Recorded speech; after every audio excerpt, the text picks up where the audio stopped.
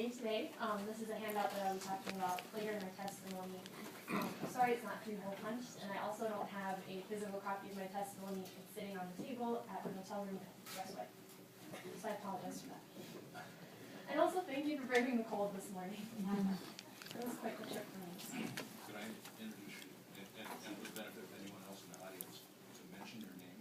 Yeah. And the reason we do that is because our clerk goes through later and does the minutes. At the beginning of the testimony, she has the name back. Absolutely. My name is Beth Ryan. I'm from Jamestown College. I'm a junior there. I graduated from Ray High School, actually, and I'll get more into my background when I get to my testimony. You mentioned budget information, and because I have that this device, I just want to answer that question right away. Our current funding is coming from a small tobacco prevention grant. It's $40K per year, and the federal money through Human Services for a program called Communities Mobilizing for Change on Alcohol, which is a grant program that is in Grand Forks and Jamestown. And I am overseeing the spending of that money in Jamestown currently, and so if you have any questions about that, I can answer those too. That money that was given to us was about $250K over 2 years, and about half of that went to training of members of the communities in Grand Forks and Jamestown to implement this program. That current funding ends in on June 30th, and aside from that, we get a small amount from private and corporate donations and sponsorships. So that's where we're getting our money now. We don't have a lot of it at the moment. So. Are separate chapters budgeted separately?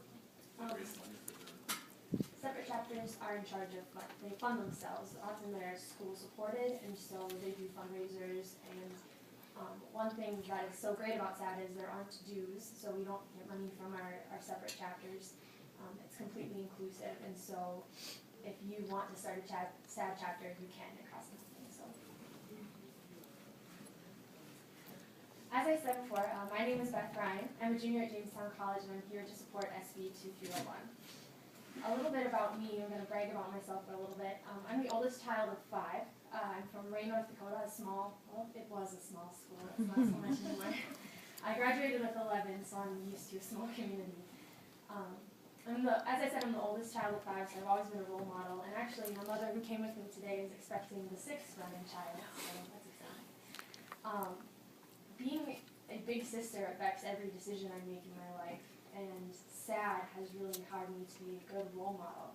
I've been a part of SAD since 7th grade, so that's 8 years that I've been heavily involved with this organization and lived to the standards that SAD sets for the people who are involved.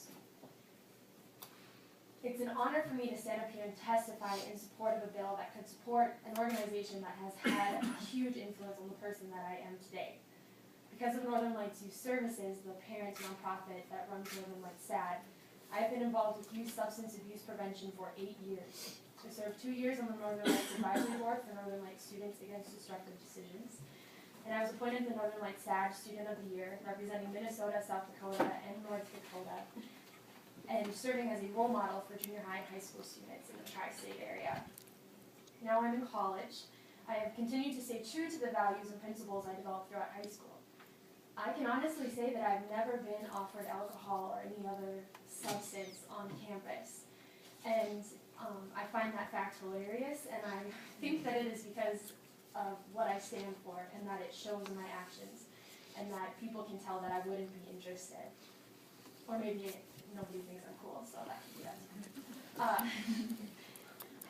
I have stayed involved with Northern Lights Youth Services in Jamestown, where I work closely with Central Valley Health, Jamestown High School, Jamestown Middle School, and Jamestown College to change the attitude towards alcohol in that community.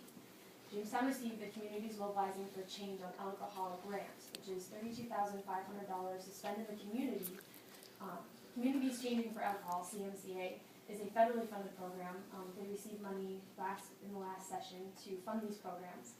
And so this program is all about making it harder for the youth to access alcohol. And so it's a kind of a different feel. Of course, Northern Lights Youth Services wants kids to stop drinking, and so this is a different way to do it by focusing on enforcement and setting up blocks so that the youth can't even get the alcohol, and it's harder for them to access it, and there are more penalties for people who buy it for them.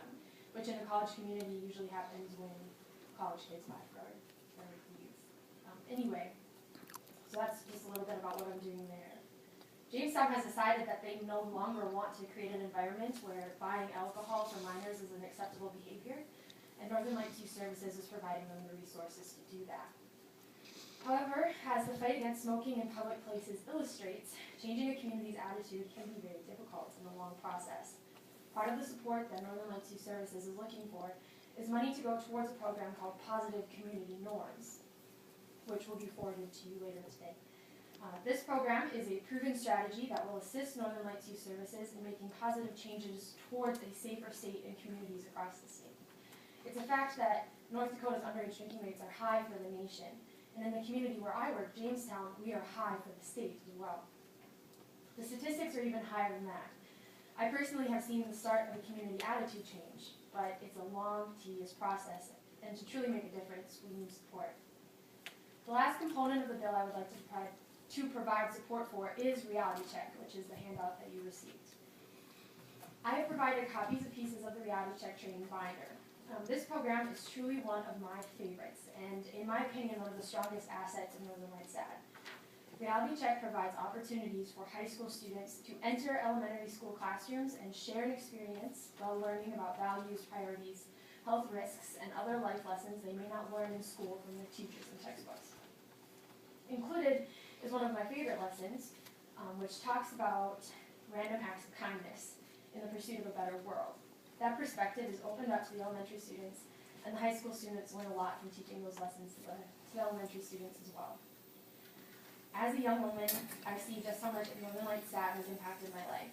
I am the responsible, productive, driven, positive, and balanced person I like to think I am because of the work this organization has done. Please give a due pass consideration to Senate Bill 231. Thank you for hearing my testimony today. I will stay up for questions. Questions? You said that you are the positive person that you are because of SAD. It sometimes seems to me that the people that are involved in SAD are positive people anyway. Yeah, I think it attracts positive people as well as creates them, gives them a different perspective on the world that you may not have in being involved in this organization. Sure. Senator Barry. Mr. Chairman, it is so refreshing to hear and see the energy and optimism of youth. So much of our time at the legislature is spent discussing issues, and a lot of times things become pretty cynical and somewhat sideways, I guess is the best way to describe it. But again, as I said, it's very refreshing to hear your involvement.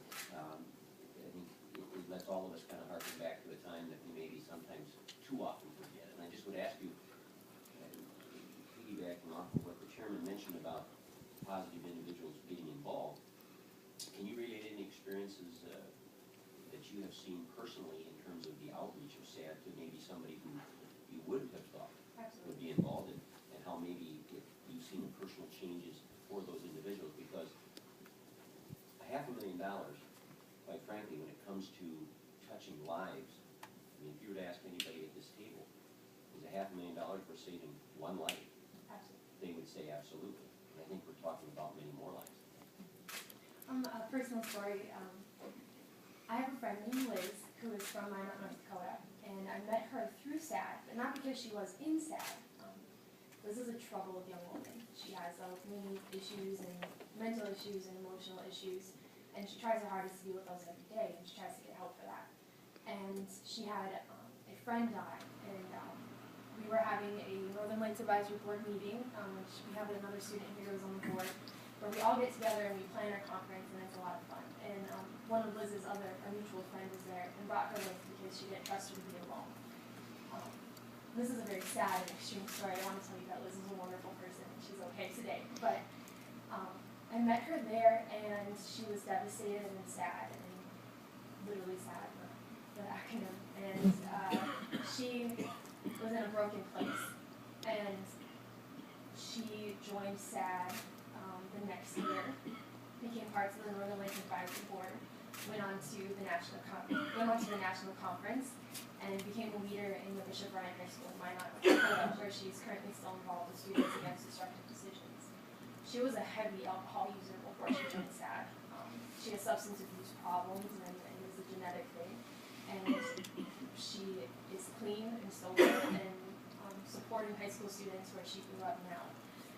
And that is probably the most exciting story that I think I could tell you today.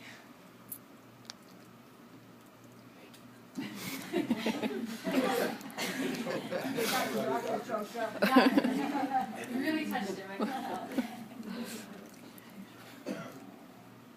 Senator Marshall? Mr. Chairman and Beth, first of all, I want to thank you for your services. And I know you left your testimony at the hotel. Could you possibly email that to the It committee? actually should be in the inbox. Oh, okay. And when I'm saying emailing you, I mentioned positive community norms, which is an expensive part of the budget bill that I'm not completely familiar with, but I have some literature to send to you. So Continue.